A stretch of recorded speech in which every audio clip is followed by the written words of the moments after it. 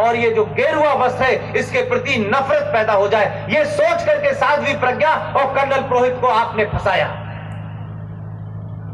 आपको जानकर ताज्जुब होगा, 26/11 की पूरी साजिश दिल्ली की सरकार में बैठी हुई एक विदेशी महिला ने गढ़ी, उसके फालतू दलालों ने उसको इंप्लीमेंट किया।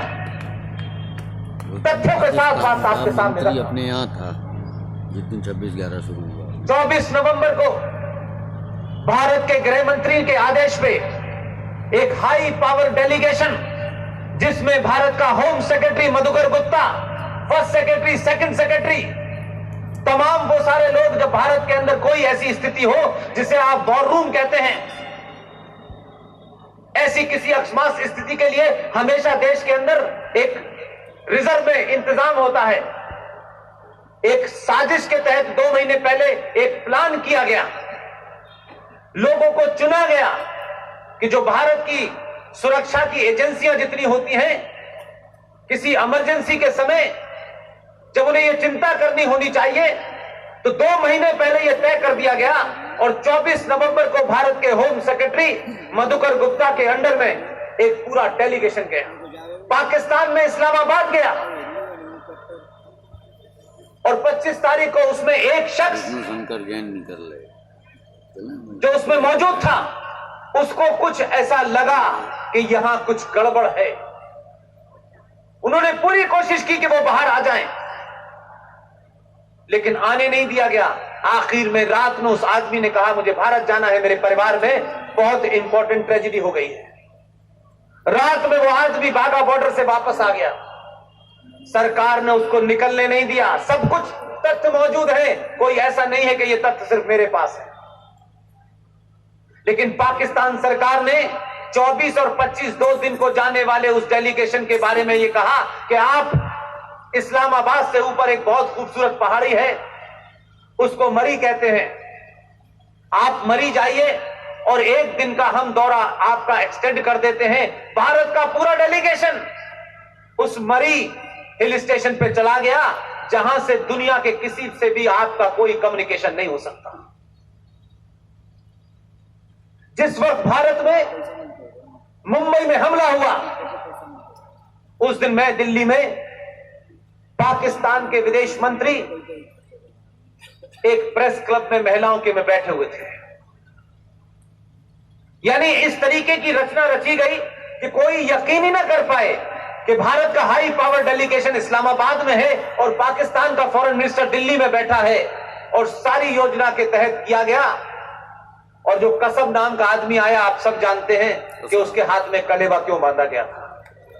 अगर तुकाराम 40 गोलियां खा करके अगर उसे न पकड़ता, तो यकीन मानिए कि उसके मारने के बाद उसको साबित कर दिया जाता कि यह हिंदू था।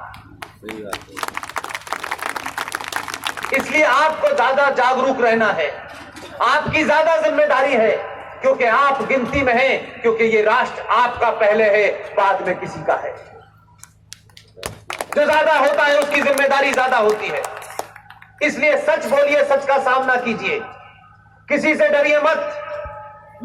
1400 साल पहले जो लोग अपने प्रॉफिट मोहम्मद के सगे नहीं हुए, वो आपके साथ भाईचारा निभाने की बात कर रहे हैं। जिन्होंने प्रॉफिट मोहम्मद के दामाद अली का कत्ल किया, उनकी बेटी बीबी फातिमा का कत्ल किया, उनके बच्चों का कत्ल किया, क्या करबला के मैदान में रामलाल और श्यामलाल गए थे? क्या आरएसएस और बीजेपी के लोग गए थे मारने के लिए? जो मोहम्मद के सगे नहीं हुए, उनके दामाद के सगे नहीं हुए, उनकी बेटी के सगे नहीं हुए, नवासों के सगे नहीं हुए, वो आपसे कह रहे हैं हम आपके भाई भाई हैं। किस गलतफहमी का शिकार हैं आप? जो आपसे भाई भाई कहते हैं। मैं सिकंदर रिजवी साहब से पूछता हूं बार बार, अगर आप के जो साथी हैं, जो सुन्नी हैं, जो वहाबी हैं, जो कत्ल गारत में यकीन रखते हैं, वो इनसे कभी नहीं पूछते कि इस देश के शिया ये बताएं कि ये मुहर्रम क्यों मनाते हैं, मुहर्रम में क्या ऐसी बात कहते हैं? क्या देश को तोड़ने की बात कहते हैं? हिंदुओं को गाली देते हैं? नहीं, ये पूरा मुहर्रम का महीना अफसोस और दुख का और शोक का महीना होता है। ये अली को याद करते हैं, ये बीबी फातिमा को याद करते हैं, ये उनके नवासों को याद करते हैं और जिन्होंने उन्हें मारा है उनके बारे में बुरी बात कहते हैं। आप गलतफहमी के शिकार मत होइए। पूरी दुनिया में 1400 साल में इस कौम ने एक सुई नहीं बनाई, एक सुई नहीं बनाई, लेकिन दावा है कि हमारे 57 मुल्क हैं। उन जाहिलों को जब तक हमने बताया नहीं था कि तुम्हारे पैर के नीचे तेल है, तब तक तेल मालिश ही कर रहे थे। हमारे यहां से चंदा जाता था, रिकॉर्ड उठा के देख लीजिए। 50 साल पहले जब उनको पता नहीं था कि नीचे तेल है, चंदा जाता था, पैसा आ गया तो हमें ज्ञान बता रहे हैं, अल्लाह के बारे में बता रहे हैं, मोहम्मद के बारे में बता रहे हैं।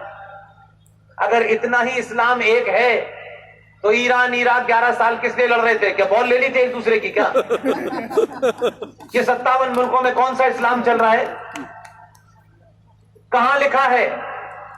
इसलिए ये जो मस्जिद बनी हुई है ये नाजायज है, ये हराम है। और ये इसलिए है कि मेरी वाणी से अगर कोई सुन भी रहा हो, इस्लाम में मस्जिद पवित्र स्थल नहीं है, ये सेक्रेड प्लेस नहीं है, ये मंदिर का काउंटर पार्ट नहीं है, ये मंदिर से उसकी बराबरी नहीं की जा सकती। ये खुद कुरान कहता है, ये खुद इस्लाम कहता है। मंदिर एक ऐसा स्थल होता है जिसमें भूमि पूजन होता है, जिसमें मूर्ति की प्राण प्रतिष्ठा होती है, तब उसे मंदिर माना जाता है। मस्जिद में मोहम्मद साहब की प्रतिमा तो हो नहीं सकती, कोई पूजा होकर के चुना जाता होती नहीं है। खुद इस्लाम मानता है कि मस्जिद समय समय पर ढहा दी जाती है, यहां से उठा के वहां बना दिया जाता है, वहां से उठा के वहां बना दिया जाता है। लेकिन भारत में इस्लाम, मस्जिद, कब्रें, ये इस्लाम का एक्सपेंशन का एक एजेंडा है। बताइए, इस्लाम में कब्रों का कंसेप्ट नहीं है। जो अल्लाह मियां के पास चला गया है उसे जमीन में दफनाइए, जमीन समतल कर दीजिए, उस पर ईंट नहीं रखी जा सकती। लेकिन भारत में ये कब्रिस्तान, ये मजार, ये आपको मूर्ख बनाने के लिए हैं। और हम इतने बड़े मूर्ख हैं कि दिल्ली में एक आदमी की मजार बनी हुई है, उसका नाम है शाह वलीउल्लाह। जरा इतिहास पढ़िए और इन्हीं का इतिहास पढ़िए। शाह वलीउल्लाह वो आदमी था जिसने अहमद शाह अब्दाली को खत लिख के बताया था कि आप भारत आइए, हमला कीजिए, क्योंकि हिंदुस्तान में इस्लाम खतरे में है। लेकिन आप कहां से चले थे, कहां आ गए यार? पूजा करने जाते साले हिंदू लोग। हमारे लोग शाह वलीउल्लाह की मजार पे माथा पीटते। एक गाड़ी ये दे चाहिए। वो शाह वलीउल्लाह आपको कुछ देगा? आप भगवान की मूर्ति लगा करके उसे जीवित करते हैं। आप जब दीप जलाते हैं और मंत्रों को उच्चारण करते हैं तो आप उन्हें जागृत करते हैं।